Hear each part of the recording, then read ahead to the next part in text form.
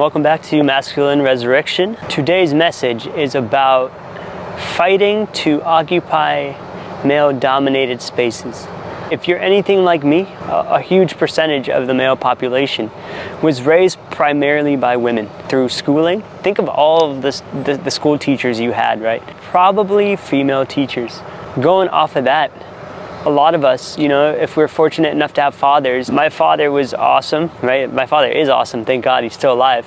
But I was mostly raised by my mother, my grandmother, and my sister, right? That's who I was around all the time, was women. My dad was there. He would go to work, and by the time he comes home, he's pretty spent. He would just unwind, watch some TV, veg out a little bit. And that didn't really leave me with a lot of good working hours, if that makes sense, of my father. A lot of us have that as our experience, right? We're raised by mostly women teachers, right? That's where we spend most of our time as children growing up.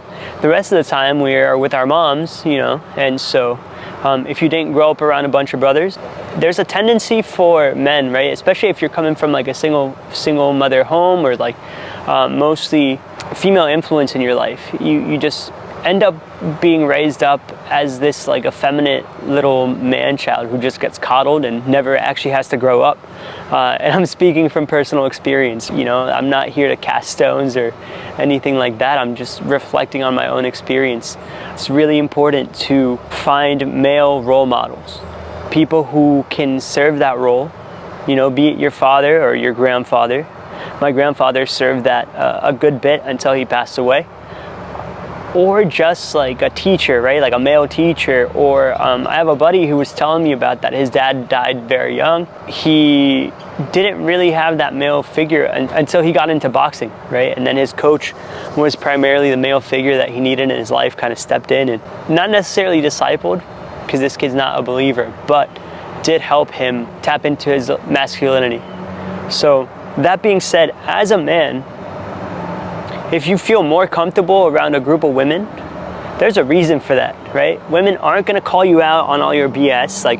Men, we just butt heads, challenge each other. I was recently around some kids, two 13-year-olds, two 13-year-old twins and a 15-year-old, right? And these kids are just the whole, you do the circle thing, right? And if they look, they slug each other in the arm.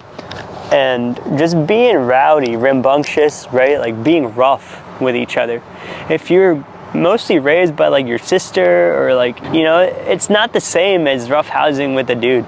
And so it's very hard for women to call out the man in you, to bring out that alpha, to bring out that aggression, right? Because we're not equal, we're not the same. They're much softer creatures. If you feel more comfortable approaching and around a group of women than you do around a group of men, that's something to take note of, right? One of my mentors was telling me, it's you have to fight, given your situation, your history, and he's seen this before too. He's given your situation, based on what you told me from your upbringing, you're going to have to fight to be in the same spaces as those men that you respect and admire. And you will, if you're anything like me, you will be afraid of entering in those spaces, right? Men call you out for crap. They make jokes, right? We're just really good at making those offhand comments that really get under your skin, but help mobilize change. Right? We call each other out. Iron sharpens iron. I firmly don't believe that a woman is really going to challenge you in that same regard. So fight to occupy those male-dominated spaces. That's what's going to help you grow. That's what's going to sharpen your blade, sharpen your iron.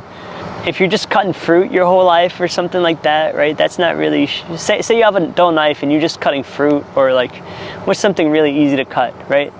You're cutting something that you don't need a sharp blade for, right? And it's fine. You can get away with it the whole time, right? That's what it's like to be around women until you actually need that edge to be able to cut through something very easily. The whole time you didn't even realize your blade was dull because there was no one sharpening your blade. Just fight to be in those male-dominated spaces. If you really want to grow exponentially, surround yourself with brothers in Christ. I'm not talking about just go be friend with a giant group of dudes. Nah. Like, go be friends with God-fearing men. The fear of the Lord is the beginning of all wisdom. Go find men that you respect, that you want to be like, you know, who exemplify Jesus Christ, who actually embody what it means to be a Christian, a devout disciple of Jesus Christ.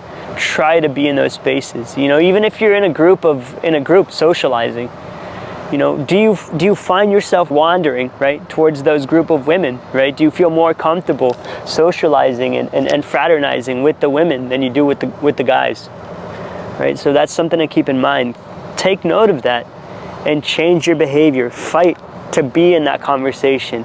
Fight to be in that interaction with the guys, with the dudes, you know, not with the women. I know it's easier, but just go fight to be in those male-dominated spaces.